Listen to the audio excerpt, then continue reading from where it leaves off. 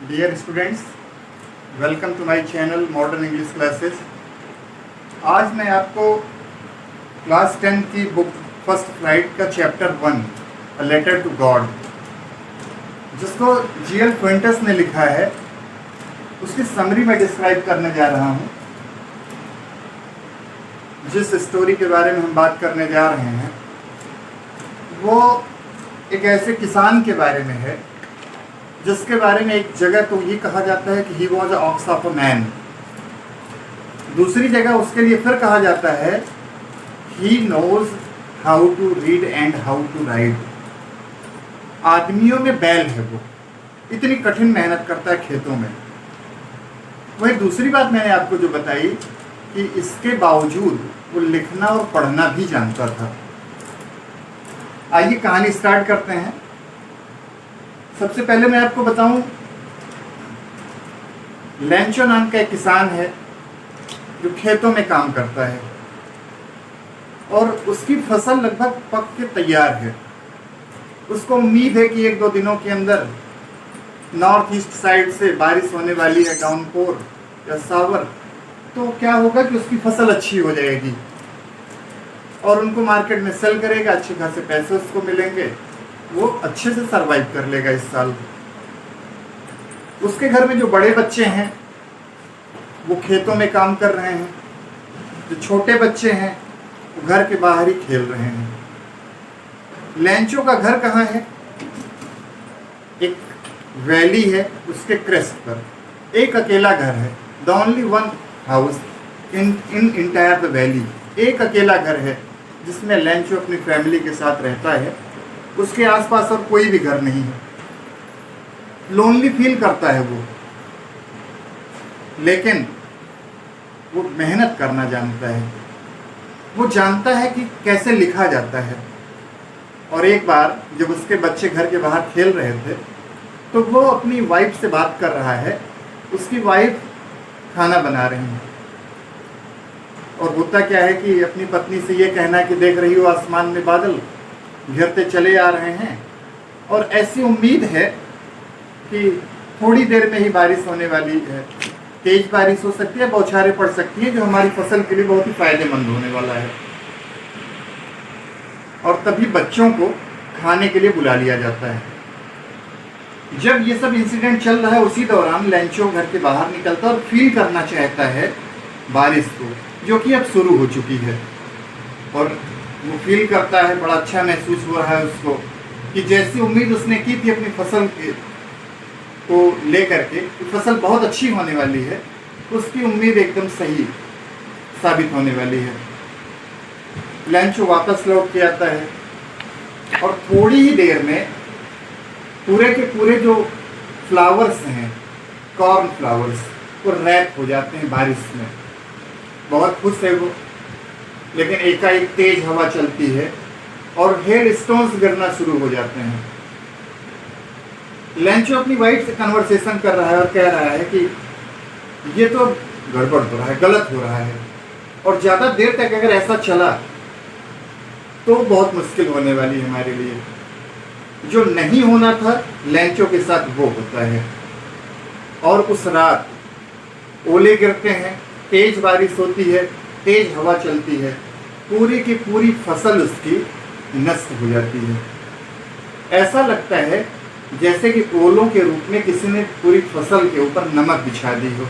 Not a single leaf was remained in the plants. एक भी पत्तियां नहीं बची थी, फूलों की बात ही जाने दो। लैंचो खेत के बीच में खड़ा है, बहुत ही डिसअपॉइंट फील कर रहा है। वो कह रहा है कि जैसा मैंने उम्मीद नहीं की थी वो सब हो गया। अब इस ईयर हम सरवाइव कैसे करेंगे? उसके लिए सरवाइव की दिक्कत है। कैसे वो इस साल अपनी फैमिली को फीड कराएगा, कैसे वो खाएंगे, कैसे रहेंगे? वो परेशान है और आता है घर पे, अपनी वाइफ से बात करता है तो उसकी वाइफ कहती है no one dies with hunger. कोई भूख से नहीं मरता है। जिसको हाथ और पैर ईश्वर ने दिए हैं और मेहनत करेगा तो भूख से नहीं मरेगा। लैंचो कन्विंस हो जाता है। पूरी रात वो सोचता रहता है कि अब वो क्या करे। अर्ली इन द मॉर्निंग जैसे ही वो उठता है तो उसने लिखना शुरू किया पेपर पर। और लिख क्या रहा है? अपने थॉट्स, अपनी परेशानी, अपने सर्वाइवल को लेके जो संकट उसको दिख रहा है उसके बारे में उसने लिखना शुरू किया। और क्या लिख रहा है और किसके नाम लिख रहा है? वो गॉड को वो लिख रहा है, एड्रेस कर रहा है, और उसमें बता रहा है कि इस साल जो हमारी फसल अच्छी होने वाली थी पूरी की पूरी स्पॉइल हो गई, नष्ट हो गई, डिस्ट्रॉय हो गई। अब हमारे सर्वाइवल को लेके दिक्कत है। आप ऐसा करो कि 100 पीसॉस आप मुझे सेंड कर दो, तो इस साल हम सर्वाइव कर लेंगे और नेक्स्ट के लिए हम फिर से बीज ले आएंगे, उनको रोप सकते हैं, फिर से फसल अच्छी होगी। तब तक के लिए आप मेरी मदद करिए। सुबह सुबह वो पोस्ट ऑफिस पहुंचता है, वहाँ पर उसने स्टैम्प टिकट लिए और उसको पेस्ट किया और मेल बॉक्स के अंदर अपने लेटर को डाल दिया और घर चला आता है। वो इतना होपफुल है कि गॉड विल हेल्प हिम, किसी न किसी तरीके से ईश्वर उसकी मदद करेगा ही। उसके घर आने के बाद मेल बॉक्स को ओपन किया जाता है एक डाकपाल के द्वारा, जो डाकिया होता है, पोस्टमैन। और सारे लेटर्स जब अलग अलग किए जाते हैं किस पते पर क्या जाएगा, तो एक ऐसा एड्रेस है जिसमें लिखा है गॉड।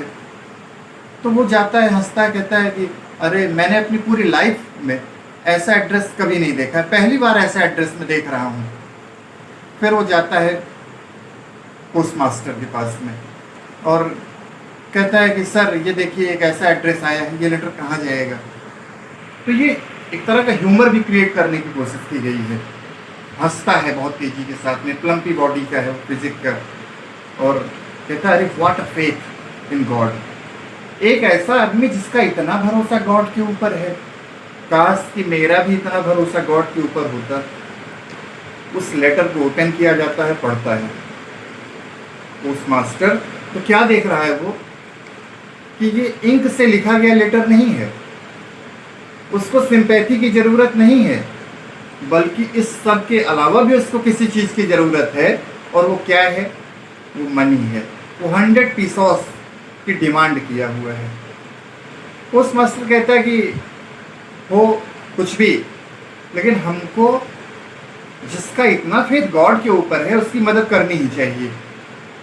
और जितने भी एम्प्लॉइज़ हैं इंक्लूडिंग पोस्ट मास्टर, वो सब अपनी सैलरी का कुछ ना कुछ हिस्सा देते हैं, दान करते हैं, चैरिटी करते हैं। इंक्लूडिंग पोस्ट मास्टर और जितने भी एम्प्लॉइज़ हैं वो सब के सब चैरिटी करते हैं और अपनी अपनी सैलरी का एक पार्ट देते हैं। लेकिन it was not more than 70 पीसॉस। ये 70 पीसॉस के आसपास होता है। उसको एक एनवेलप में रखते हैं उस अमाउंट को, और एड्रेस में गॉड लिख देते हैं कि गॉड के द्वारा सेंड किया गया है। The following Sunday Lencho again came to the post office. फिर से लेंचो आता है अगले संडे को और पूछता है पोस्टमैन से कि क्या मेरे नाम का कोई लेटर है। पोस्टमैन उसको लेटर देता है और वहीं पोस्ट ऑफिस के अंदर ही लेंचो काउंट करने लगता है मनी को। और जब देखता है कि ओनली 70 पीसॉस ही हैड अर्नड, तो वो गुस्सा हो जाता है, फ्राउंड, त्योरियां चढ़ जाती है उसकी। कहता है कि मैंने गॉड से 100 पीसॉस मांगे थे और मिले कितने? 70। गॉड ऐसी गलती कभी नहीं कर सकता, वो तो सब कुछ देखता है, सबकी परेशानियां उसको पता हैं, वो ओमनी पोटेंट है, ओमनी प्रेजेंट है, उसको कुछ बताने की ज़रूरत नहीं है। गुस्से में ही फिर से वो पोस्ट ऑफिस के अंदर से पोस्ट कार्ड लेता है और उस पर फिर से लिखता है कि मैंने आपसे 100 पीसॉस मांगे थे और आपने मुझे सिर्फ 70 पीसॉस दिए हैं। 30 पीसॉस जो रेस्ट ऑफ द मनी है वो आप फिर से मुझे सेंड करिए, नहीं तो मैं सरवाइव नहीं कर पाऊंगा। और वो फिर से जब लेटर लिखता है तो नीचे एक कोटेशन लिखता है, the employees of the post office are the bunch of crooks. Post office के जितने भी एम्प्लॉई हैं वो सब के सब बंच ऑफ क्रुक्स, बेईमानों का झुंड है। इस बार आप पैसे भेजिएगा तो पोस्ट ऑफिस के थ्रू नहीं भेजिएगा, इस बार मीडियम कुछ और होगा जिससे कि पूरे पैसे मुझे मिल सकें और मैं सरवाइव कर सकूं। और फिर वो मेल बॉक्स में डालने से पहले स्टैंप लेता है और इतना गुस्से में है लेंचो कि वो लिक करता है उस टिकट को और मुक्के के साथ मार के वो स्टैम्प को पेस्ट करता है और मेल बॉक्स में डाल देता है। पीछे से इस पूरे घटनाक्रम को पोस्ट ऑफिस के एम्प्लॉइज देख रहे हैं कि अब क्या होता है। Next start. Including post master और जितने भी एम्प्लॉइज हैं वो सब नेक्स्ट इंसिडेंट का वेट कर रहे थे। तो नेक्स्ट इंसिडेंट क्या होता है कि जैसे मेल बॉक्स से उस लेटर को फिर से निकाला जाता है तो लेंचो ने गुस्से भरी लैंग्वेज में लिखा था कि all the employees of the post office are bunch of crooks. जितने भी एम्प्लॉइज हैं पोस्ट ऑफिस में काम करने वाले वो सब के सब बेईमान हैं। तो इस बार मेरे पैसे गॉड आप पोस्ट ऑफिस के थ्रू मत भेजिएगा जिससे कि पूरे पैसे मुझे मिल सकें और मैं सरवाइव कर सकूं। ये फेथ है गॉड के प्रति किसी का, और खास करके एक ऐसे व्यक्ति का जो किसानी करता है, जो खेती करता है, जो ऑक्स ऑफ ए मैन जिसको कहा गया है। लेकिन वो जानता था कि अपनी फीलिंग्स को किस तरीके से किसी के सामने रखना है, अपनी फीलिंग को किस तरीके से किसी को बताना है, और उसी का प्रयोग करता है वो। Thank you. आपको ये वीडियो ज़रूर पसंद आएगा।